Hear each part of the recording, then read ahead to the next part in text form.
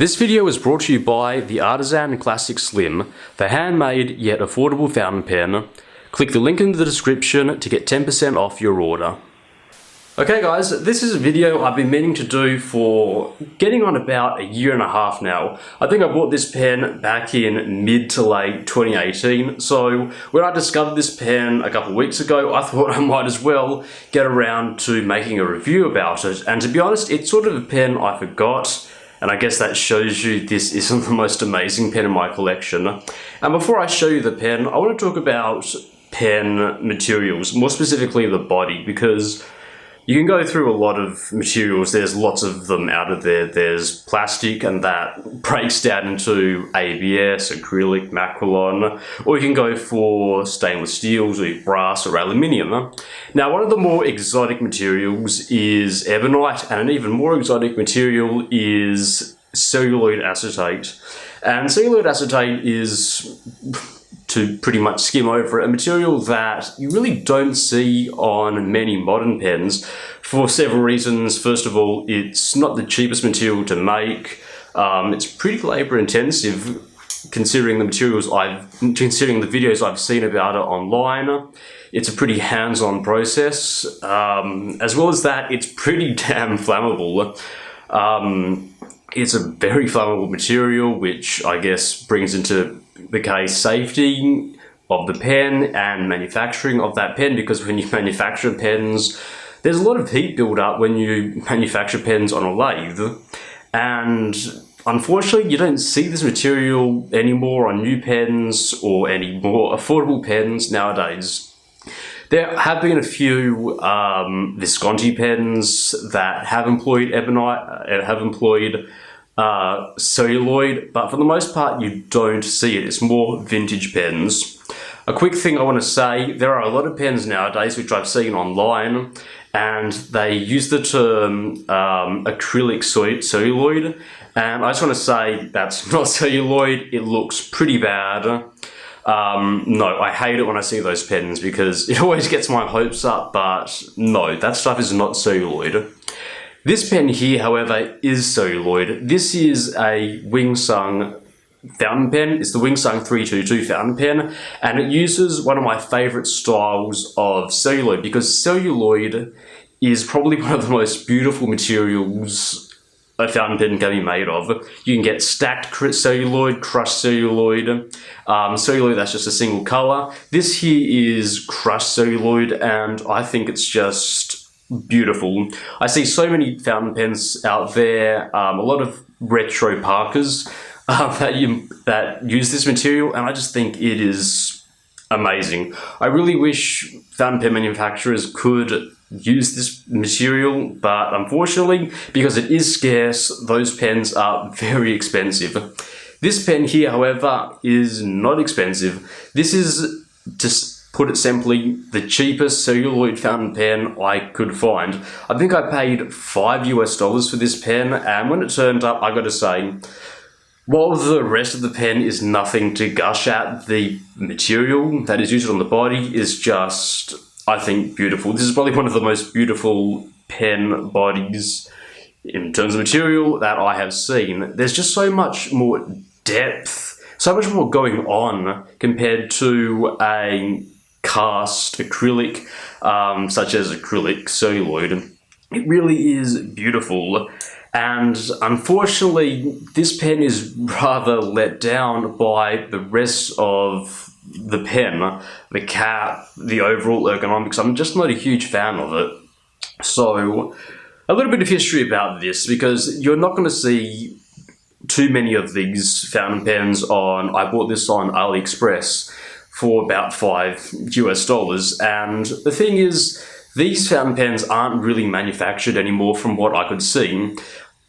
This is actually an older Wingsung, because I know there are a lot of videos out there that could delve into the subject a lot better than I could, but Wingsung, who make the nicer fountain pens, I believe, they have been around for quite some time. I believe they're part of the Hero, the Shanghai Hero fountain pen company, and they've been manufacturing these pens, well, fountain pens, for quite a while. And in the 90s, which is when this fountain pen was apparently made, They were making these pens out of celluloid when I guess it was a bit more of an abundant material.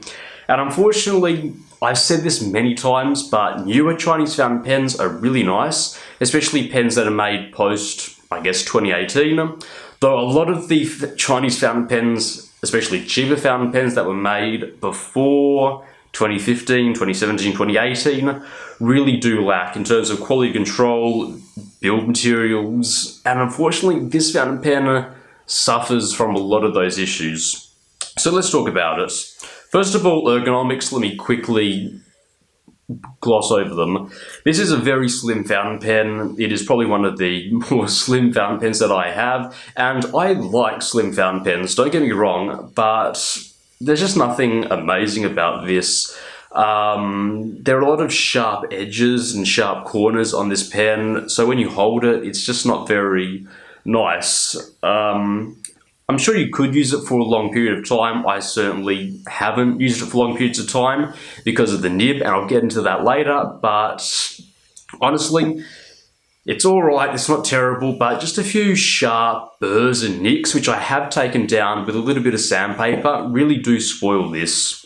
Now, the section of this fountain pen is actually seen on a lot of other older Wingsung fountain pens. This section and this cap you can find on a lot of older, more cheaper fountain pens. It's just that the body is different. You have a metal cap, and unfortunately you do have a clip, but the clip is rather poor. There is a lot of sideways movement, and if you flex it just a little bit, you can easily break it. I'm not a huge fan of it, unfortunately. But overall ergonomics, build quality, yeah, it's alright.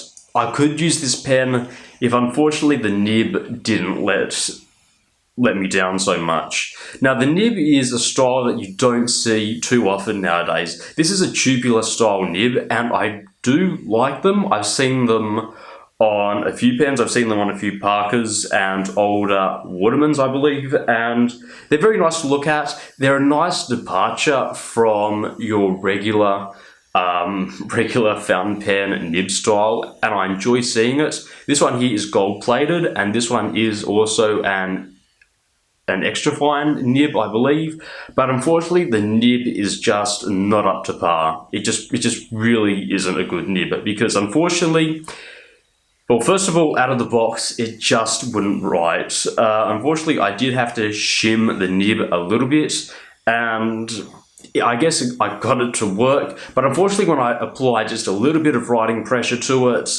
the nib pretty much sprung, the tines were too far apart, and that was pretty much the end of the nib. I tried a lot of methods to try and get this nib back into working condition, and when I did do that, yeah, I guess it sort of worked, but this nib is pretty much damaged beyond repair. Now, the good thing is I've seen this nib on a few other vintage Wingsung pens that I bought. I think it was the Wingsung 323 that I bought a while ago, and it had this exact same nib in it, same section as well, and when I used that pen, it wasn't much better.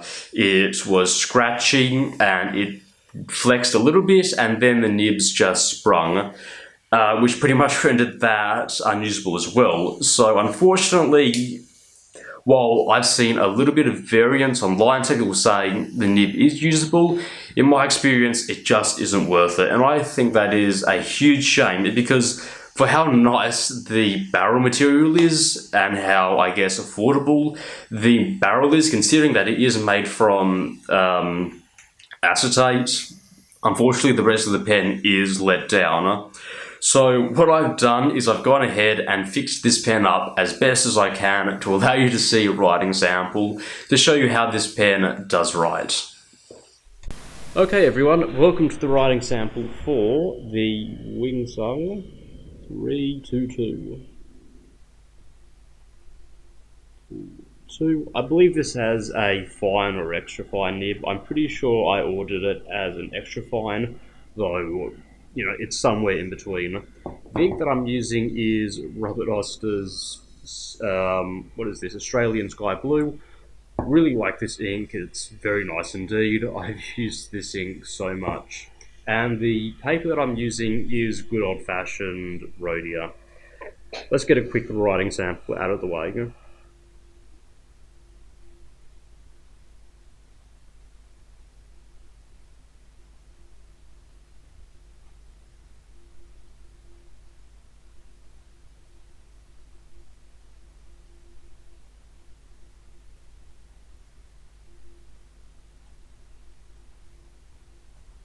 And as you can see in that writing sample, this pen writes alright. I was doing a lot of ranting before, and this pen just happens to write okay after you spend 20, maybe 30 minutes trying to get the nib tines to actually come together.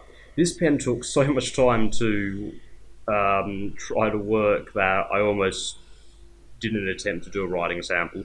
That is how much problem that this nib caused me. I also had to grind it as well, and once you've done that, yeah, it sort of works. Yeah, there is flow and a nice amount of it.